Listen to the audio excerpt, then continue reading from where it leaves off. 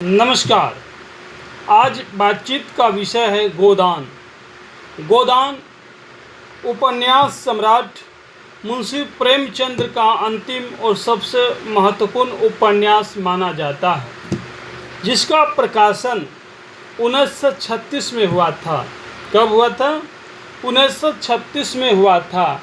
यह भारतीय साहित्य की एक ऐसी अमर कृति है जो आज भी उतनी ही प्रासंगिक है जितनी आज से लगभग एक सदी पहले थी।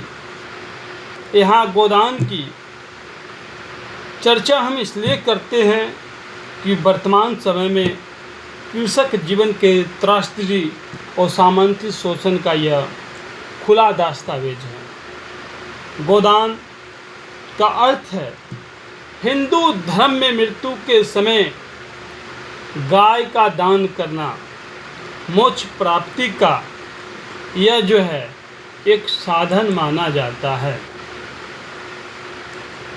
आइए बातचीत करते हैं गोदान पर। इसमें मुख्य पात्र होरी का जीवन भरे गाय खरीदने और उसके पालने की इच्छा रखता है, लेकिन गरीबी और शोषण के चक्रव्यूह में ऐसा नहीं कर पाता है। अंत में उसकी मृत्यु के समय पुरोहित उसके परिवार से गोदान की मांग करते हैं, जो भारतीय समाज की विडंबना है और धार्मिक अंधविश्वास पर करारा प्रहार है। आइए अब बातचीत करते हैं। मुख्य पात्र होरी उपन्यास का एक नायक है जो सीधा साधा, ईमानदार और मर्यादावादी भारतीय किसान है। कर्ज के बोझ तले दबा हुआ है, फिर भी नैतिकता नहीं छोड़ता है। दूसरे जो पात्र हैं वो है धनिया। ये धनिया कौन है? तो धनिया होरी की पत्नी है। वह होरी की तरह दब्बू नहीं है। यथार्थवादी और विपरीत परिस्थितियों में भी वो परिवार को संभालती है।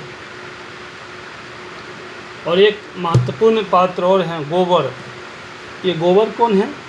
होरी और धनिया का बेटा।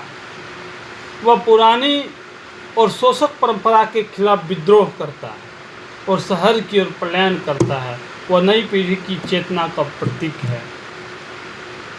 झुनिया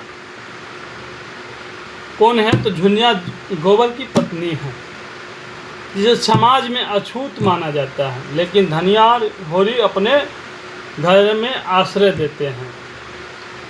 और एक और पात्र हैं राय साहब, जमींदार, जो ऊपर से सहृदय दिखते हैं लेकिन किसानों का शोषण करने से पीछे नहीं हटते हैं। और एक और पात्र हैं प्रोफेसर मेहता, मिस मालती, शहरी जीवन के पात्र जो आधुनिक विचारों और बौद्धिक परंपरा का प्रतिनिधित्व करते हैं।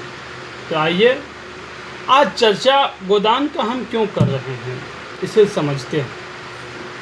गोदान के माध्यम से प्रेमचंद्र जी ने तत्कालीन समाज की कड़ी सच्चाई को उजागर किया। ये सच्चाई क्या है? आइए समझते हैं। ऋणग्रस्ता, कर्ज का जाल।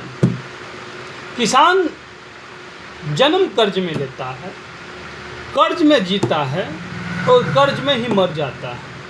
कर्ज में होरी इसका सबसे बड़ा उदाहरण है। धार्मिक पाखंड। ये धार्मिक पाखंड क्या है?